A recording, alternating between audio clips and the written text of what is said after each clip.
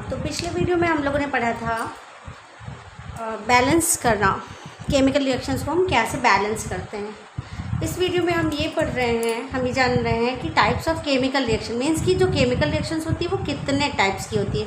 तो chemical reaction is of 5 types: combination reaction, decomposition reaction, displacement reaction, double displacement reaction और last है हमारा redox reaction. तो सबसे पहले पढ़ते हैं हम कॉम्बिनेशन रिएक्शन। कॉम्बिनेशन रिएक्शन है क्या? A combination reaction is a chemical reaction where 2 or more substance combine to form a single product। यानी कि कॉम्बिनेशन रिएक्शन वो है जहाँ पे जो रिएक्टेंट साइड होगी वहाँ पे दो सब्सटेंस होंगी और जबकि जो हमारी प्रोडक्ट साइड होगी वहाँ पे सिर्फ 1 सब्सटेंस होगा। इसका मतलब ये हुआ कि हमारे 2 या मोर देन 2 से मेरा मतलब क्या कि 2 या मोर देन 2 भी हो सकते हैं। 2 और मोर देन 2 सब्सटेंसेस मिलके कोई कंबाइन होकर के एक नया सब्सटेंस फॉर्म कर रहे हैं, एक नया प्रोडक्ट फॉर्म कर रहे हैं, उसको हम लोग बोलते हैं कॉम्बिनेशन रिएक्शन। फॉर एग्जांपल हमने यहाँ पे एग्जांपल लिया है N2 + 3H2। N2 और 3H2 मिलकर के बनाएंगे हमारा 2NH3। Second example is 2Mg + O2, 2 magnesium + oxygen, 2 MgO, burning of magnesium ribbon. Next is burning of coal. Burning of coal क्या है? बर्निंग ऑफ कोल भी हमारा कॉम्बिनेशन रिएक्शन का ही एग्जाम्पल है।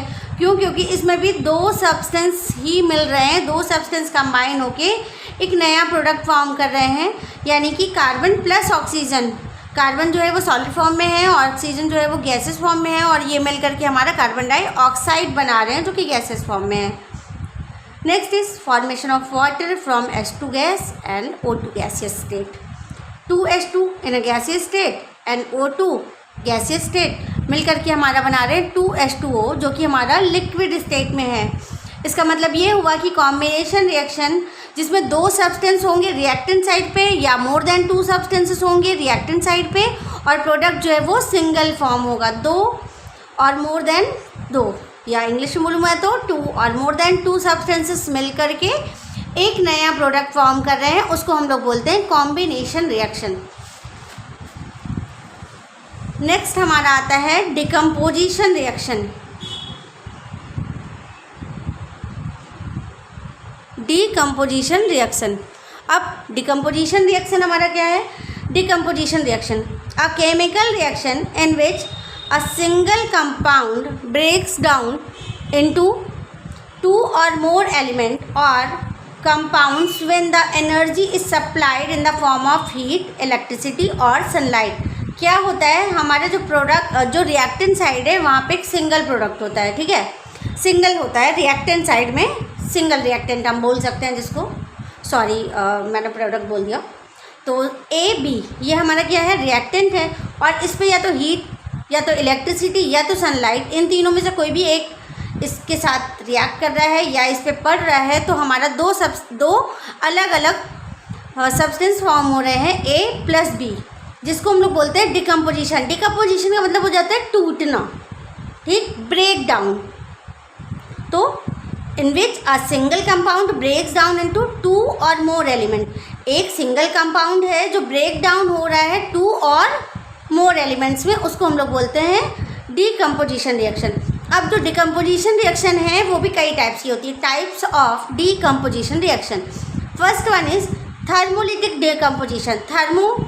थर्मोलिटिक से नाम से ही पता चल रहा है कि थर्मोलिटिक का मतलब हीट। तो जब हम किसी भी कंपाउंड को हीट कर रहे हैं या किसी भी कंपाउंड को हीट कर रहे हैं तो क्या होगा? ब्रेक डाउन होके 2 एलिमेंट्स में या 2 अलग अलग कंपाउंड्स में डिवाइड हो जाएगा, ठीक है। जैसे on heating CaCO3 decomposes into CaO which is quicklime and CO2 gaseous. CaCO3 calcium carbonate जो कि सॉलिड फॉर्म में है। इसको जब हमने हीट किया, हमने इसको जब गर्म किया, ये जो हमारा जो डेल्टा बना हुआ है ये हीट का साइन है, ये डेल्टा। तो जब हमने इसको हीट किया तो हमें मिला कैल्शियम ऑक्साइड जो कि सॉलिड फॉर्म में मिलेगा और कार्बन डाइऑक्साइड गैस रिलीज होगी, ठीक। सेकेंड एग्जाम्पल हम देखते हैं, decomposition of ferrous sulphate. Ferrous sulphate का फॉर्मूला होता है FeSO4 × 7H2O। तो हमने यहाँ पे क्या किया, फेरस सल्फेट लिया 2FeSO4 जो कि सॉलिड फॉर्म में है। अब इसको जब हमने यहाँ पे हीट किया तो क्या हुआ, Fe2O3 मिला प्लस SO2 मिला प्लस SO2 मिला, यानी कि सल्फर गैस मिली, सल्फर गैस और फेरिक ऑक्साइड। फिर डिकम्पोजिशन ऑफ लेड नाइट्रेट। अब लेड नाइट्रेट का डिकम्पोजिशन कैसे होगा, जैसे कि मैंने आपको पहले ही बताया कि decomposition means break down. Decomposition का मतलब होता है ब्रेक डाउन। तो 2PbNO3 ट्वाइस लेड नाइट्रेट, ये हमारा लेड नाइट्रेट है। अब ये इसको जब हम हीट करेंगे तो क्या होगा, हमारा लेड ऑक्साइड बनेगा PbO प्लस 4Na2 और प्लस O2 फॉर्म हो जाएगा। आई होप कि आप लोगों को समझ में आ रहा होगा। नेक्स्ट हम लोग देखते हैं इलेक्ट्रोलिटिक डिकम्पोजिशन। इलेक्ट्रोलिटिक डिकम्पोजिशन है क्या। अब इलेक्ट्रोलिटिक डिकम्पोजिशन की बात करते हैं तो एन इलेक्ट्रिक करंट, मैंने आपको पहले ही बोला कि जो डिकम्पोजिशन है उसके भी अलग अलग टाइप्स हैं। पहला टाइप्स हमने पढ़ा था थर्मोलिटिक डिकम्पोजिशन, सेकेंड टाइप हम लोग पढ़ रहे हैं इलेक्ट्रोलिटिक डिकम्पोजिशन। इलेक्ट्रोलिटिक डिकम्पोजिशन है क्या, an electric current is used to decompose और break down compounds into their constituents elements और ion। क्या होता है कि कोई भी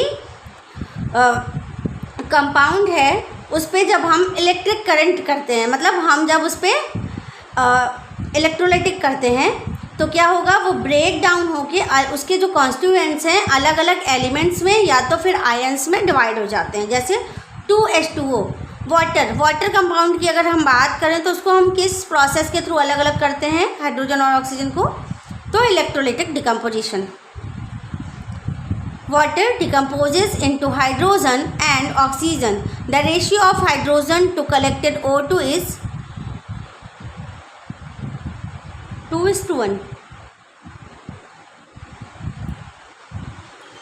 2H2O लिक्विड फॉर्म में है, इसको जब हमने चेंज किया, इसको हमने जब डिकम्पोज किया तो ये हमें क्या बन रहा है, 2H2O गैसियस में मिल रहा है प्लस O2 हमें गैसियस में मिल रहा है। ठीक। थर्ड हमारा आता है फोटोलिटिक डिकम्पोजिशन। अब फोटोलिटिक डिकम्पोजिशन क्या है, these are initiated by exposure to light, जो सनलाइट की प्रेजेंस में होता है। फोटोलिटिक सनलाइट की प्रेजेंस में होगा। ठीक है।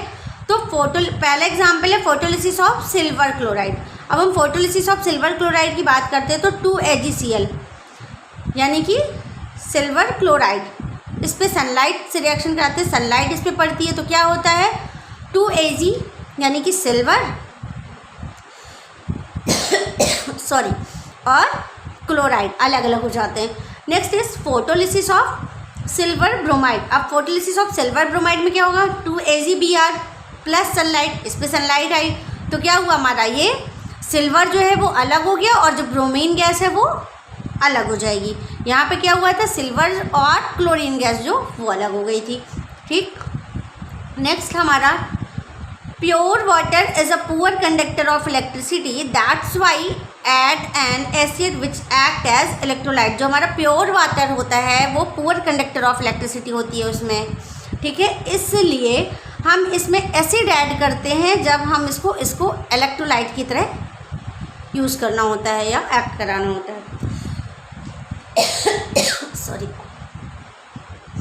These reactions are used in black and white photograph. ये जो रिएक्शंस है हमारी वाइट एंड ब्लैक, यानी कि जो पहले फोटोग्राफी होती थी उसमें यूज़ किया जाता था ब्लैक वाइट। अब तो कलर्ड फोटोज़ होने लगी हैं तो अब तो नहीं यूज़ हो पाता इतना ज़्यादा।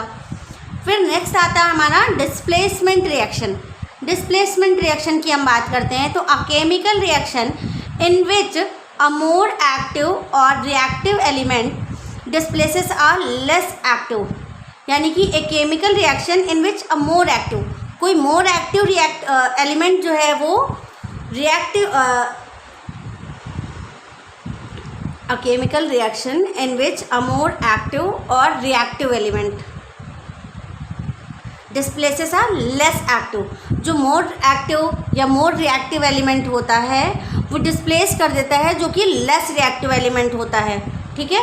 जैसे हम आयरन और कॉपर सल्फेट को लेते हैं, जैसे हमने यहाँ पे आयरन लिया और यहाँ पे कॉपर सल्फेट लिया, तो ये क्या करेगा, जो आयरन सल्फेट बना देगा और कॉपर को डिस्प्लेस कर देगा, यानी कि जो हमारा आयरन है वो मोर रिएक्टिव है than copper.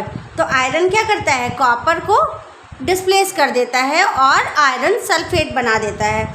In this reaction iron has displaced और removed another element copper from copper sulphate solution. Second आता है जिंक प्लस CuSO4। तो ये क्या कर देगा, जो जिंक है हमारा वो मोर रिएक्टिव होता है then Cu।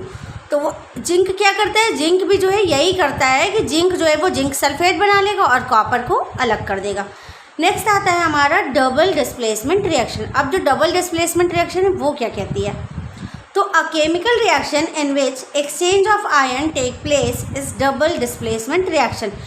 Double displacement reaction में क्या होता है, जो आयन होता है वो एक्सचेंज हो जाते हैं आपस में, जैसे Na2SO4 प्लस BaCl2। तो ये Na2 जो है वो इस Cl2 के साथ रिएक्ट कर जाएगा, तो ये 2NaCl बना देगा,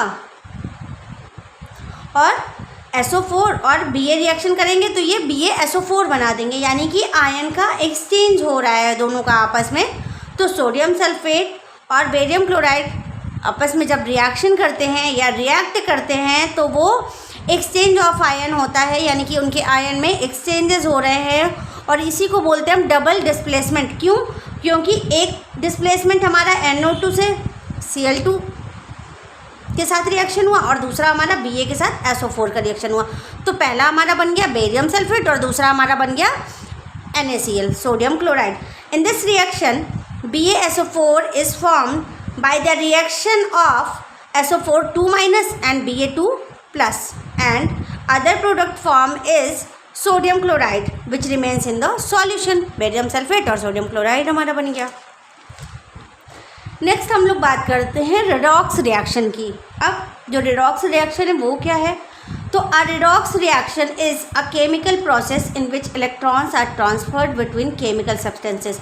रेडॉक्स रिएक्शन वो है जिसमें जो ऐसी केमिकल प्रोसेस है, या हम बोले रेडॉक्स रिएक्शन वो रिएक्शन है जिसमें जो इलेक्ट्रॉन्स है वो ट्रांसफॉर्म होते हैं किसमें, केमिकल सब्सटेंसेस के बीच में। In a redox reaction one substances loses electron oxidation जिसको हम लोग बोलते हैं, वाइल अदर गेन्स देम।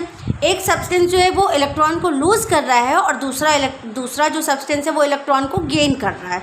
तो जो लूज़ करता है उसको ऑक्सीडेशन बोलते हैं, जो गेन करता है उसको रिडक्शन बोलते हैं। जैसे Cr2O7 2- है प्लस SO3 2-, ठीक। तो अब ये क्या बना देगा, Cr यानी कि क्रोमियम बना देगा, और ये SO3 जो है वो इसके साथ रिएक्ट करके SO4 बना देगा। ये जो क्रोमियम है ये क्या है, रिडक्शन रिएक्शन है, और ये जो SO3 है ये ऑक्सीजन का है, तो ये ऑक्सीडेशन रिएक्शन है। क्यों, क्योंकि ये इसके साथ SO3 और O7 इसके साथ रिएक्शन कर रहा है तो SO4 बना दे रहा है। नेक्स्ट अगर हम रेडॉक्स रिएक्शन को अलग अलग पढ़ने की बात करें तो ऑक्सीडेशन और रिडक्शन रिएक्शन मिलकर के ही रेडॉक्स रिएक्शन बनाती हैं, तो इसलिए हम इसको फिर से एक बार पढ़ते हैं। ऑक्सीडेशन रिएक्शन क्या है, एडिशन ऑफ ऑक्सीजन और रिमूवल ऑफ हाइड्रोजन, यानी कि जहाँ पे ऑक्सीजन का एडिशन होगा और रिमूवल होगा हाइड्रोजन का। तो अब हम ऊपर वाले एग्जाम्पल में देखते हैं SO4 वाले में, तो यहाँ पे क्या हुआ है, ऑक्सीजन का ही तो एडिशन हुआ है ना, तो addition of oxygen is oxidation reaction, and reduction reaction में क्या होता है, रिमूवल ऑफ ऑक्सीजन। वहाँ पे क्या होगा, ऑक्सीजन जो वो रिमूव होगी, और एडिशन ऑफ हाइड्रोजन, और वहाँ पे हाइड्रोजन ऐड होगी, उसी को हम लोग बोलते हैं रिडक्शन रिएक्शन। ऑक्सीडेशन में ऑक्सीजन प्लस और रिडक्शन में oxygen minus. CuO plus H2, इसको जब हम हीट करते हैं, जब हम इसको गर्म करते हैं तो हमें क्या फॉर्म होता है, Cu मिलता है और H2O। ये जो ऑक्सीजन है यहाँ से रिलीज होके H2O बना देता है, ठीक। अब ये H2O जब बन जा रहा है तो ये ऑक्सीडेशन रिएक्शन है। क्यों, क्योंकि एडिशन ऑफ ऑक्सीजन हो रहा है, और यहाँ पे Cu बना दे रहा है। क्यों, तो ये रिडक्शन रिएक्शन है। क्यों, क्योंकि यहाँ पे ऑक्सीजन का रिमूवल हो गया। Some other example of redox reactions are ZnO plus C, तो ये क्या बना देंगे, Zn अलग कर देगा और CO अलग हो जाएगा। फिर MnO2 प्लस 4HCl, तो MnCl2 बन जाएगा प्लस 2H2O बन जाएगा प्लस Cl2 बन जाएगा।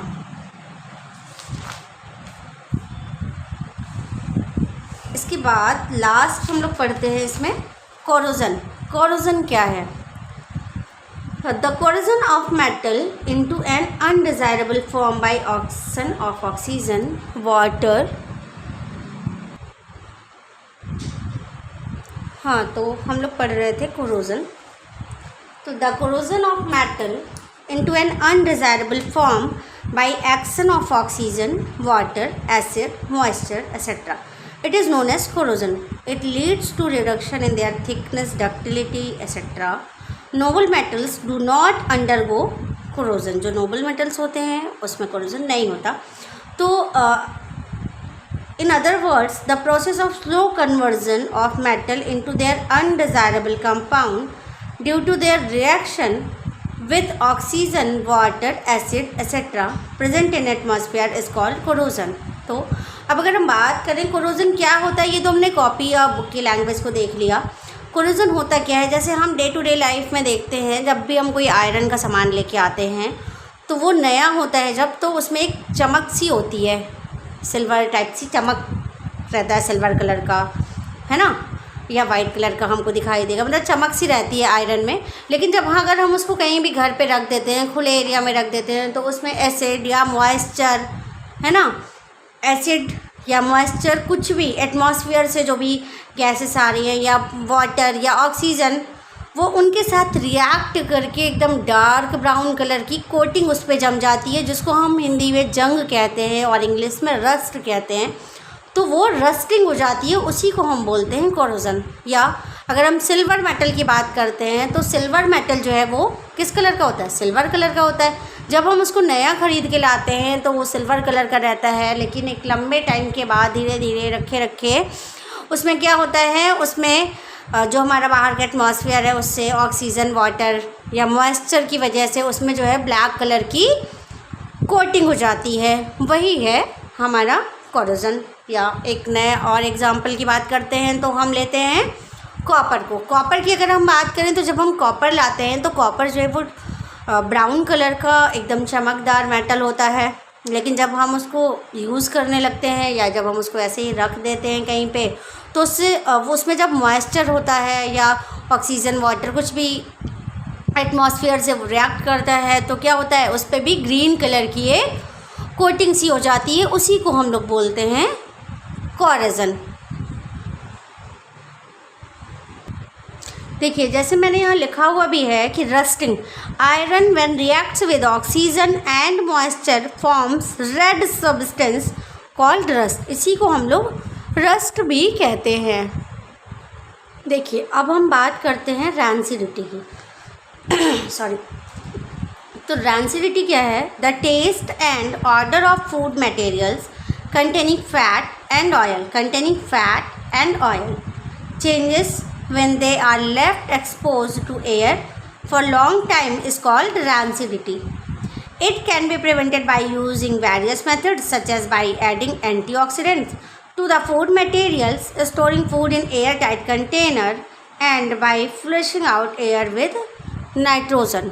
तो हम लोग क्या देखते हैं कि अगर हम रैंसिडिटी की बात करें तो रैंसिडिटी क्या है, जैसे खाना है, कुछ भी बना के आपने रखा, ऑयली फूड मेनली, तो वो क्या, अगर आप उसको फ्राई करके रखते हो, जैसे चिप्स की अगर हम बात करें तो आप उसको अगर फ्राई करके रखते हो तो क्या हो जाता है, उसमें एक लंबे टाइम के बाद ऑक्सीडेशन रिएक्शन हो जाएगी, है ना, ऑक्सीडेशन होगा, और जब ऑक्सीडेशन होगा तो उसकी स्मेल जो है वो चेंज हो जाएगी, प्लस उसका जो टेस्ट है वो चेंज हो जाएगा। इसी को हम लोग बोलते हैं रैंसिडिटी। ठीक है, तो रैंसिडिटी क्या, when fat and oils are oxidized they become rancid. जब फैट और ऑयल जो है वो ऑक्सीडाइज्ड हो जाता है तो वो क्या हो जाता है, वो उसका टेस्ट चेंज हो जाएगा और उसकी स्मेल चेंज हो जाएगी। इसी को हम लोग बोलते हैं रैंसिडिटी। इसीलिए क्या होता है कि जितने भी ब्रांडेड कंपनीज़ होती हैं वो क्या करती हैं, जब वो एयर टाइट पैकेट्स बनाती हैं तो उसमें नाइट्रोजन फिल कर देती हैं, और जब उसमें अगर नाइट्रोजन फिल रहेगी तो नाइट्रोजन फिल रहने पे क्या होगा कि उसमें जो भी हमारा चिप्स वगैरह है या जो भी ऐसे लंबे टाइम तक चलाने वाले फूड आइटम्स हैं वो क्या होंगे, उसमें ऑक्सीजन जाएगी ही नहीं, और जब ऑक्सीजन नहीं जाएगी तो ऑक्सीडेशन नहीं होगा, और ऑक्सीडेशन नहीं होगा तो वो चीज़ें जो है वो ख़राब नहीं होंगी और इसीलिए वो लंबे टाइम तक चलती हैं। ठीक है, इसी को हम लोग बोलते हैं रैंसिडिटी। नेक्स्ट आते हैं हम लोग प्रेसिपिटेट। प्रेसिपिटेट किसे कहते हैं? Insoluble solid which settle down after the completion of chemical reaction is known as precipitate. जैसे कोई भी एक हमने केमिकल रिएक्शन कराई तो अब उसमें जो भी सॉलिड मटेरियल बचता है केमिकल रिएक्शन में सेटल डाउन हो जाता है जो कि नीचे बिकर में, उसी को हम लोग बोलते हैं प्रेसिपिटेट। हमने कोई भी रिएक्शन कराई तो उसमें लास्ट में जो भी सॉलिड मटेरियल बचेगा वो क्या होता है, नीचे सेटल डाउन हो जाता है, उसी को हम लोग बोलते हैं precipitate, is known as precipitate. Catalyst क्या है? Catalyst speeds up a chemical reaction और लोअर्स द टेम्परेचर और pressure needed to start one without itself being consumed during the reaction। Catalyst क्या है? कैटलिस्ट जो है वो किसी भी केमिकल रिएक्शन को या तो उसके टेम्परेचर और प्रेशर को बढ़ा देगा या तो घटा देगा, जैसा भी आपको नीडेड हो। ठीक है, तो कैटलिस्ट क्या है? एक प्रेरक की तरह काम करता है, जैसे फॉर्मेशन ऑफ अमोनिया। एग्जाम्पल की हम बात करते हैं तो फॉर्मेशन ऑफ अमोनिया। फिर अब आते हैं हम लोग H2S gas test. H2S gas का टेस्ट कैसे करते हैं हम? A lit splint is held near the gas. If it is hydrogen, then it will burn with a distinctive pop sound। Hydrogen gas क्या है? अगर हाइड्रोजन गैस होगी तो वो पॉप साउंड के साथ बहुत ही तेज़ी से बर्न होगी। आई होप कि आपको ये चैप्टर समझ में आया होगा, और अगर आपको किसी भी टॉपिक को समझने में इस चैप्टर के कोई भी इशू हो, कोई भी प्रॉब्लम्स आ रही हों तो वो आप कमेंट में कर सकते हैं। Thank you.